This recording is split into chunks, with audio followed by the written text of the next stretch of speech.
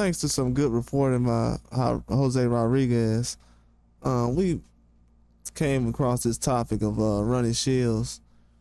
He was actually training Tellez earlier this year and throughout his career, past few fights.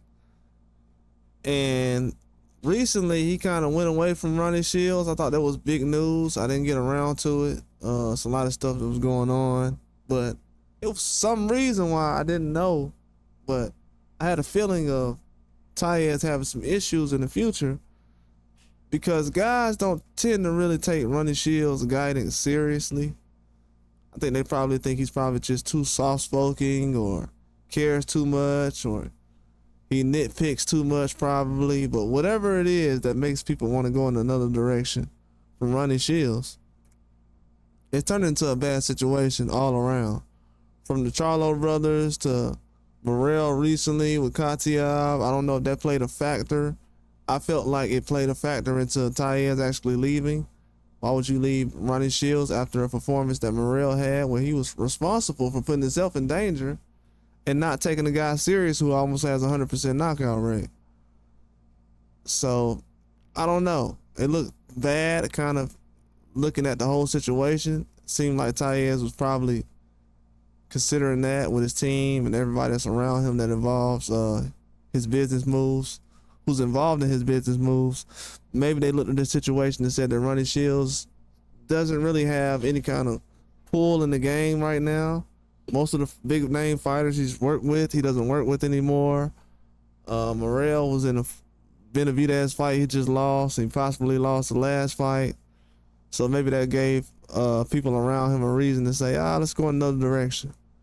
But I don't think it was a good direction to actually go into. I think Ronnie Shields, for fighters on Tellez level, above and lower, should definitely consider all options before leaving this guy, because you're not going to find too many trainers that's actually in a position of boxing that's going to just put you in the best position to win. Even against Brandon Adams recently, Kurzakis, who Ronnie Shields now trains, who's undefeated, he was making some good adjustments, to be honest with you. Even with a guy who was cheering for Brandon Adams in that fight, Kurzakis didn't make too many mistakes in that fight and put himself in bad positions. Ronnie Shields prides himself on having a disciplined fighter. So when you're a guy like Morrell, you're not disciplined, and you want to cut corners and just rely on your talent, that's not going to be enough in the eyes of a guy like Ronnie Shields, and he's not going to put his fighter out there in harm's way just to rely on talent. It's very dangerous. Guys lose their life in the ring. And the way that Tellez fought this weekend, it kind of shows that